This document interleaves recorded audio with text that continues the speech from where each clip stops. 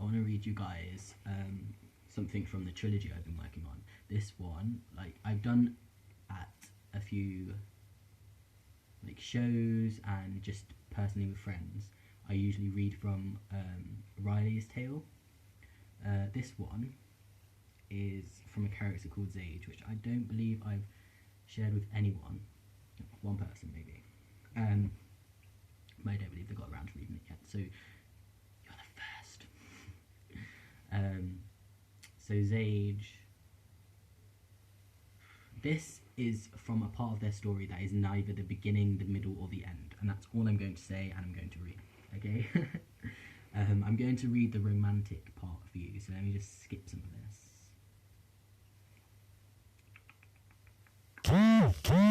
Oh, shout out to David who's messaging me. See you tonight.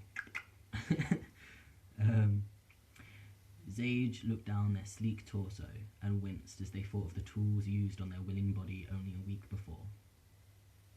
The lights in the surgery room seemed to have stained the inside of Zir's eyelids so that they could induce the memories of it in the form of headaches. Zir's body ached. Nothing was comfortable, and everyone made sure Z didn't physically overdo it, which meant Z barely did anything.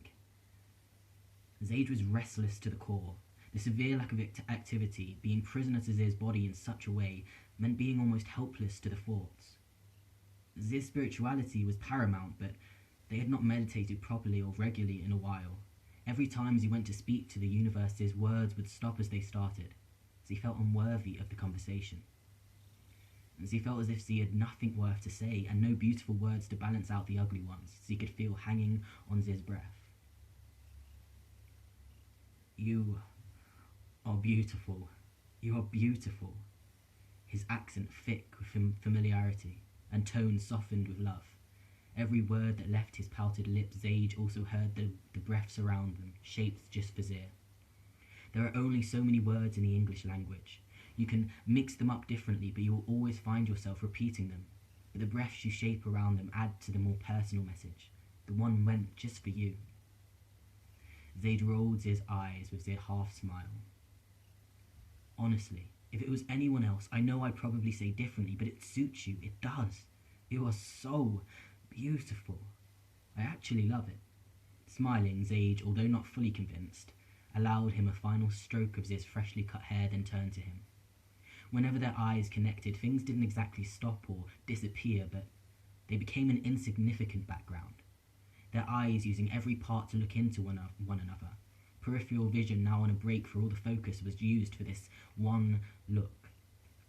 Zage thought this would have stopped after the first couple weeks or months, but it didn't. It was always this way. Whenever their eyes locked, they just drifted into one another. Which is why whenever Zage needed Zir's focus, as he needed to be more aware of their surroundings, as he resisted the urge to look at Eli. Eli was wonderful. A crack that poured in the sunlight when Zage found himself trapped in a cave of darkness. The pair, with their eyes still locked, smiled, a silent way of communicating that they both felt the same. The same feeling of drifting into one another's skin with their joint gazing. They were great at that. Silently communicating, subtle moves within their facial expression and looks from their eyes to let each other know how they felt in ways more poetic and deep than words would allow.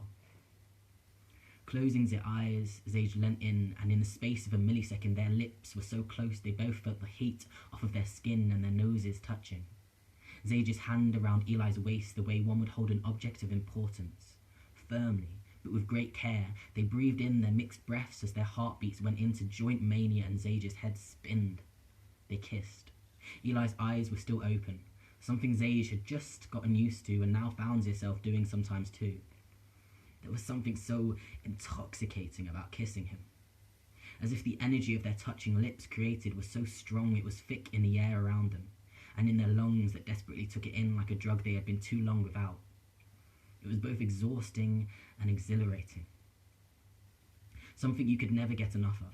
Something that started slow as you tried your best to notice every touch, every flutter beneath your ribcage, every taste, lip on lip, tongue on lip, tongue on gum on cheek, lips dry, lips moist, breaths harsh, breaths soft, eyes rolling, eyes searching, eyes closed, until everything built faster, handholds now grips that moved as if climbing their clothes and exploring their skin, a new planet.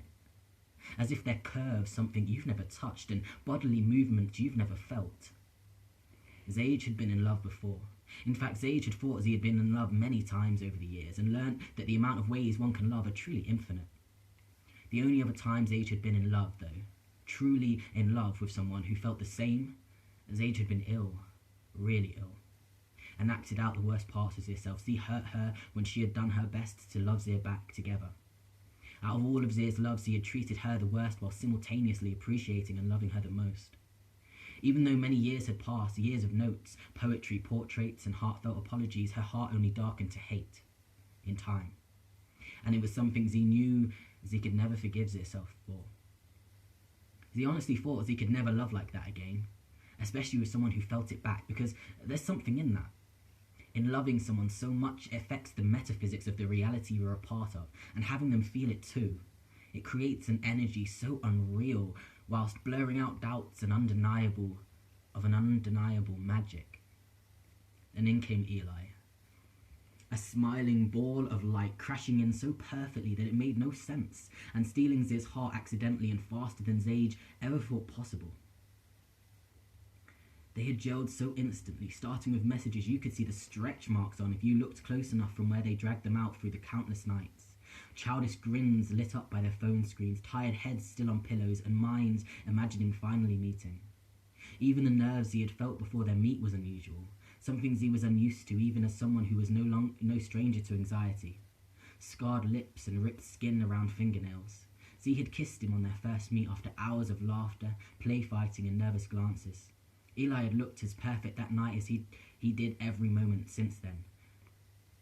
Long brown hair, bright searching eyes, tan skin, and a body surely sculpted by the gods. The perfect V-shaped and a butt that went slightly out at the sides, giving it a shape nobody could deny the perfection of. Z's little body oozed androgyny in a way that drove Zage crazy. Zage could almost see it. The hands of gods placing the most purest form of beauty into Eli's soul for it to grow and flutter, only for the gods themselves to be slightly taken aback as it not only engulfed the soul but spread out through every fibre of Eli's being, glowing off their skin and piercing through his eyes. Eli smiled, a gesture that always made Zage weak, as if Zage was young, as if 6 years old and completely unsure of what romance was, but sure that they wanted it as much as the fantasies. As he hated himself for the growing dark thoughts when they had found something so perfect with Eli. This always seemed to happen. Something amazing would come after too long of needing it, and then darkness would fall upon Z, and Z would lose it or ruin it somehow. Z had been prepared for it. Z had to be. Losing people was a pain that in the past had broken Z in ways poetry could not come close to describing. Worse than anxiety attacks and breakdowns, something much deeper and more profound. Yet here Z was, looking at how Eli's smile managed to enhance every small expression in the delicate beauties his face held, and Z found herself unable to even think of such a loss. Not Eli. Z's mind had taken that thought hostage and shoved it in a cage and thrown away the key. All Zage knew is that Z couldn't. Z couldn't lose Eli. Z couldn't lose the magic they had found in loving one another. "I can't lose you," Zage said in a breathy voice, eyes closing. "Baby, you never could. I could never be without you. We're twin flames, aren't we?" Eli said, as it coaxing Zage's fallen head up to connect eyes once more. Eli was right. Their souls did twin. Even their emotions had managed to fall into sync so that even apart their moods would reflect one another unconsciously. If Eli found himself particularly stressed one week, Zage would unknowingly pick up the same emotion before even having a hint of how Eli was feeling. Though not always the easiest thing to deal with, it certainly enforced the strength of their connection. It was also something Zage would soon wish he had put more importance on remembering. "Always," Eli finished, kissing Zage with the fiery passion that the word being spoken produced. "Forever," Zage managed to reply between their lusty lip locks. It was only 2 long days later that it all seemed to be taken. The promises and the trust. The unbendable connection a person could feel physically if close enough to their 2 bodies next to each other. Zage's strength of character had been dulled over the past months. Slowly but surely Z had allowed himself to slip into an ugly state of self-pity. I'm a wreck, Z moaned. I cannot bear to be like this. I'm not even sure if I am myself anymore. I feel such a loss. Such a wreck. I'm such a wreck. Z's voice was desperate. Stop. Stop right now. Eli's voice was calm but stern. You are not a wreck. Never have been, never will be, never could be. He tried to get eye contact with the pouting Zage, but Z refused it and instead sighed a sigh Eli had come to know well as meaning Zage was entirely unconvinced of what he was trying to tell Z. What you were going through would be hard on anyone. It's completely understandable that you... Yes, Zage interrupted, but I am dealing with it worse than anyone I've known to. I'm pathetic, Z added in a whisper, said more to herself than anyone else, but Eli had caught it, and at the same time caught Zage's dropped gaze with his hand. Cupping Zage's jaw, Eli got as much eye contact as Zage could bear before kissing Zia as if it was the only thing to give him oxygen. Baby, this is different for you. It's bound to be more intense, but I know you. I know you. You will get through this. You will come out of this stronger because that's you, Zage. It's the way you were built. You can go through the worst of things, but you will always come out stronger. Eli spoke close enough to Zage's face that the heat off of each other's skin touched, and Zage breathed in, his heightened senses feeling safe in the partnering of their bodies' energies. When Eli spoke like this, Zage swore he could see Zir's soul. How else would he know just what to say so convincingly? As if Eli could hear all the words Zage could not speak out loud, and responded to them perfectly. It was a gift, this love they had. Ze cherished it. What if I can't this time? What if I need a break from fighting? What if this breaks me? What if Eli's hands were on either side of Zir's face? He closed his eyes and hushed. Shh, baby, shh. You can. I know you can, and I'm here. I am right here. We will do this together. It's going to be fine, I promise, because I know it will.